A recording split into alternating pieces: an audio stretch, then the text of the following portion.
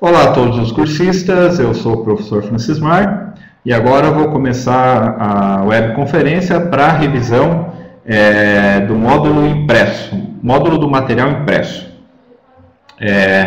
Vou de alguma forma comentar todas as questões que eu pus para a prova.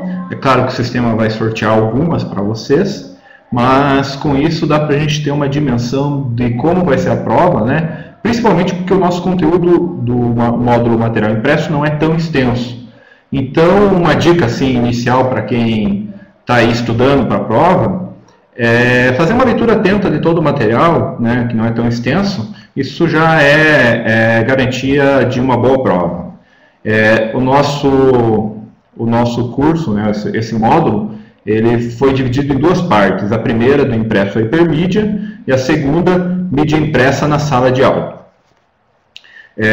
Da primeira etapa, né, de uma forma geral, esse módulo, né, mesmo tendo o nome módulo material impresso, ele está buscando tratar o módulo impresso, o material impresso, essa mídia impressa, que seria impresso num papel, através de uma impressora, até a sua modernidade, o seu momento mais atual, que é, claro, né, a virtualização das relações humanas, através do mundo digital, da internet. Então, esse material que até então era um papel, né, ele passa a ser um dispositivo, passa a ser uma imagem, passa a ser um material online, né? Então, o material impresso na modernidade passa a ser isso. Então, os nossos tópicos aqui, né, do impresso a hipermídia, aborda exatamente isso, essa mudança, essa transformação.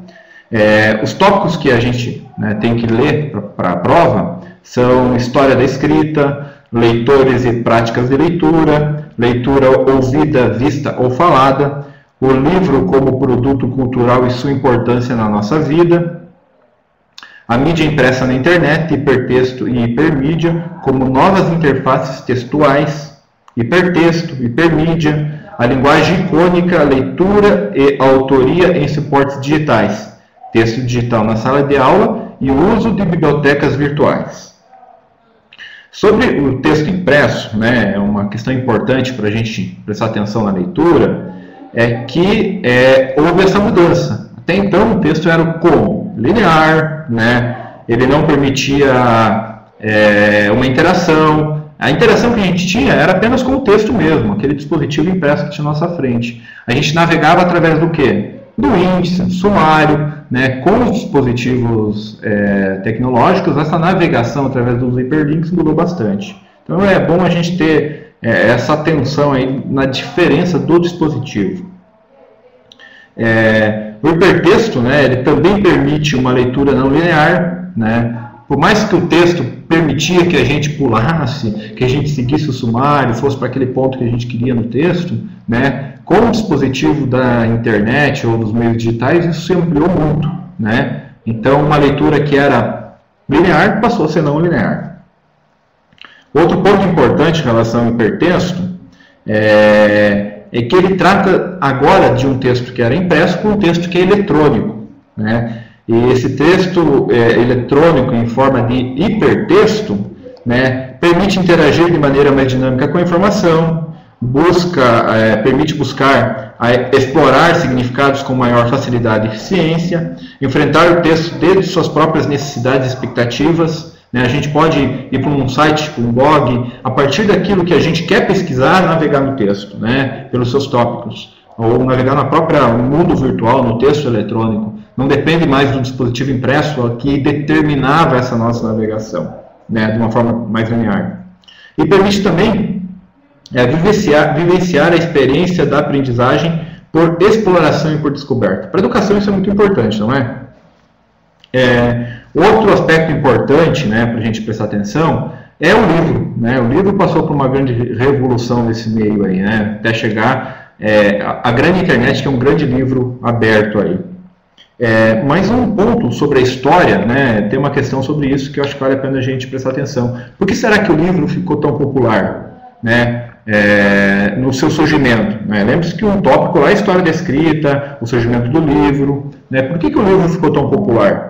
Né? É claro que a resposta é muito óbvia, né? A partir dos dispositivos de impressão. Aquela invençãozinha do Gutenberg, né? Com a Com a invenção do Gutenberg, foi possível reproduzir em massa o livro. E aí ele teve uma circulação. Será que a gente não vive isso hoje também? Né? Será que o texto eletrônico não passa por um sucesso através dos dispositivos que estão cada vez mais populares?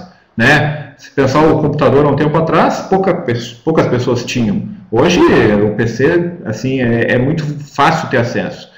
E né, o que é o PC hoje, o computador, que está no nosso bolso, né, que é o nosso celular, nosso smartphone? Ele é um computador pessoal. E cheio de hiperlink, cheio de hipertexto, cheio de texto eletrônico. Então, sobre essa escrita eletrônica, também é importante frisar que ela é feita, obviamente, pela eletricidade. Né? A gente não pode esquecer que todos esses dispositivos são baseados no código binário. O código binário tem ou não tem impulso elétrico. Isso que determina todo o mundo digital, toda a comunicação digital. Né? Não se limita ao texto impresso. Pode ser propagandas, cartazes, panfletos. A escrita eletrônica, a gente às vezes fica pensando em escrita, texto, fica falando o tempo todo isso, e parece que a gente está falando só de texto. Né? E a gente sabe que na era, cada vez mais, principalmente inaugurada na década de 90, década de 80, a cultura do visual está muito forte na nossa sociedade. Né? O que é o Instagram no celular hoje? O que é o Facebook? Né? Face, livro de rosto. Né? Não é para texto escrito, é para texto visual. Então esse texto, essa escrita eletrônica, ela não é uma escrita só de texto. Ela é uma escrita visual, uma escrita de imagens também. Então ela pode estar numa propaganda, ela é todo esse mundo digital impresso, né, através do código bit. A escrita eletrônica é feita no mundo digital, ela é feita por computador, obviamente. Acontece no meio digital de forma automática. Né? Por mais que a gente escreva, que a gente produza o sistema, o código que está ali por trás está sendo processado por um sistema de forma automática. Ainda, né, em relação ao texto eletrônico na internet, tem algumas questões que são importantes. Por exemplo, ele é um espaço que permite ao texto uma maior transitoriedade e mutabilidade. Isso está lá no texto, no material didático, lá no material que é para estudo de vocês, basta ler lá. Um espaço textual que facilita o surgimento de outros estilos de escrita e novas estratégias didáticas para a leitura e para a escrita. O mundo digital ainda está no começo, gente, por incrível que pareça. Né? Faz quantos anos que a gente tem os livros, né, impressos? Faz quantos anos que a gente tem a escrita tradicional? E faz quantos anos que a gente tem o mundo digital e a escrita através da internet? Né? A escrita eletrônica, digamos assim. É muito recente. E está tudo aí por ser criado ainda muita coisa em relação à interação, dispositivos didáticos, dispositivos de educação. É um espaço fluido e dinâmico. Né?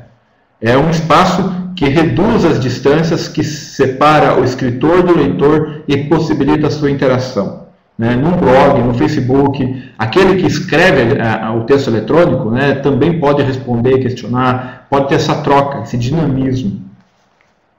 O outro tópico do nosso módulo do material impresso é mídias impressas na sala de aula. Aqui ele coloca alguns dispositivos, algumas mídias. Por exemplo, impressos escolares, livros didáticos e paradidáticos, enciclopédias, jornais, propagandas, histórias em quadrinhos, cordel, revistas impressas em online, mapas, projetos integrando mídias. E aí esses projetos são muito importantes porque é tentar pensar, né, o que a mídia impressa, ou o que as mídias de uma maneira geral, né, hoje em dia falar de mídia impressa é falar do texto eletrônico, é falar de mídia digital, é falar de todas as mídias que existem, né, como elas podem, através de projetos integradores, projetos que integram a educação ao mundo, né, como elas podem ser instrumentos didáticos. Então eu vou comentar também de forma ligeira algumas questões aqui que orientam o estudo.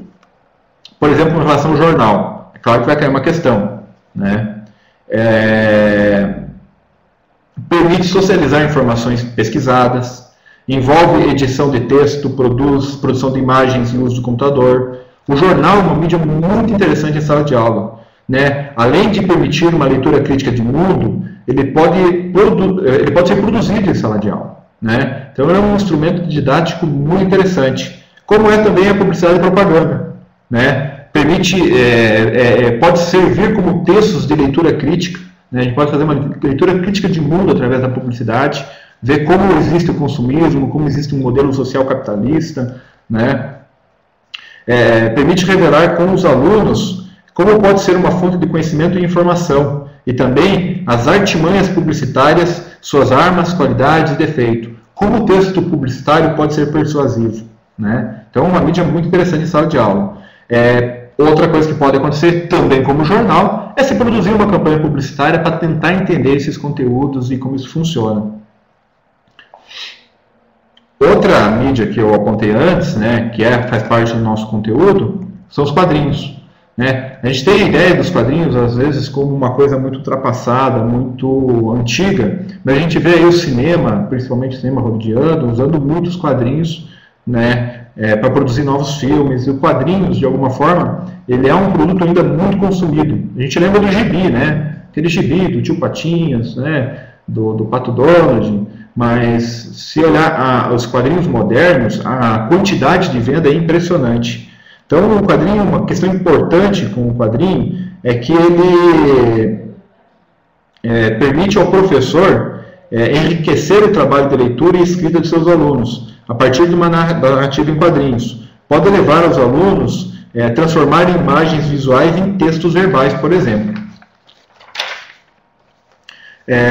Outra mídia que aponta o nosso conteúdo é o cordel. O cordel é um gênero literário, e claro que não precisaria ser só o cordel, poderia ser outros gêneros, uma música, um elemento da cultura, um elemento do cotidiano, né? Mas o cordel, por exemplo, ele promove uma aproximação com a cultura nordestina. Se fosse um elemento de outra cultura, permitiria essa aproximação também.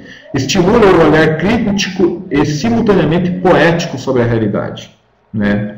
Pode incentivar a socialização entre crianças e meios diferentes através da construção conjunta de uma feira de artes visuais, por exemplo, levar ao nosso conteúdo. Permite valorizar a espontaneidade nos trabalhos escolares.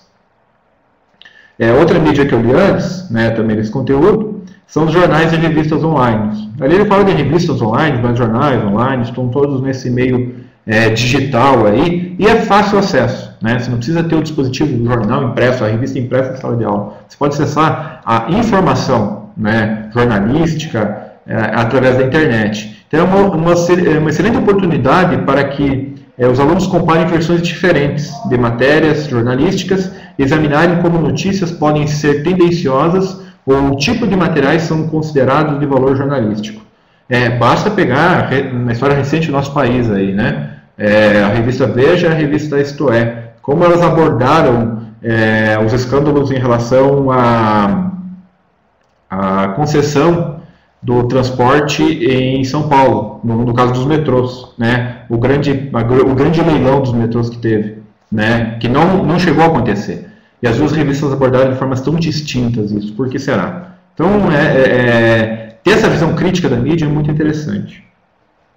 Muita atenção também a questões relacionadas à cartografia, como isso pode ser usado na escola. Nosso conteúdo lá diz que, em relação à cartografia, ela permite trabalhar em vários níveis. Por exemplo, permite estudar localização, análise, né, fazer uma análise de algo mais apurado, como um mapa, por exemplo, né? Você faz uma análise detalhada, consegue navegar nesse mapa, consegue fazer correlações e, principalmente, o mapa ajuda a fazer síntese.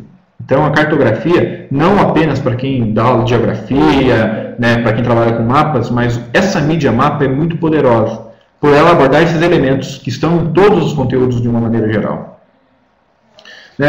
Para terminar, né, mais 3 questões aqui que eu quero apontar como extremamente relevantes do estudo e a reflexão de vocês, claro, aprendizagem por projetos.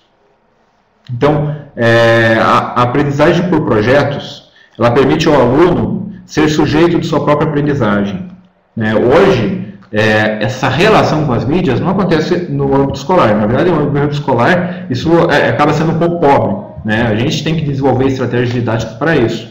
Mas, na sociedade, de uma maneira geral, a juventude, as crianças interagem muito com as mídias, né? Seja através da televisão, dos jornais, das revistas, do celular, né, do Facebook. As mídias estão aí na sociedade de uma maneira geral, né? A publicidade, principalmente a publicidade destinada aos jovens e às crianças, que é muito intensa.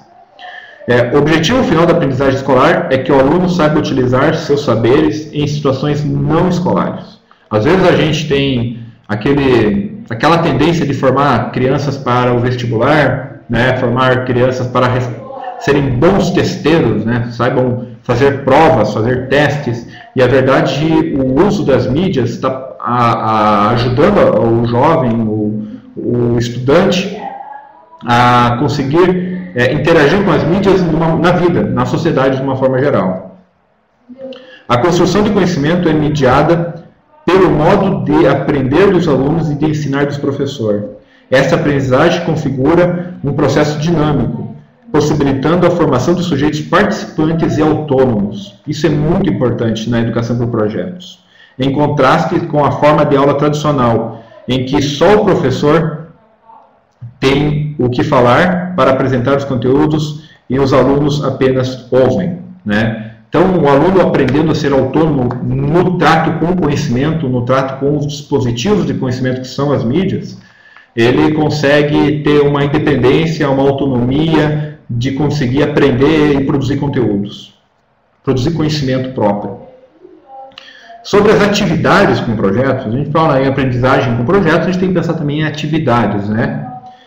A atividade obriga a uma reflexão prévia sobre o que se pretende fazer. Isso é o professor que tem que fazer.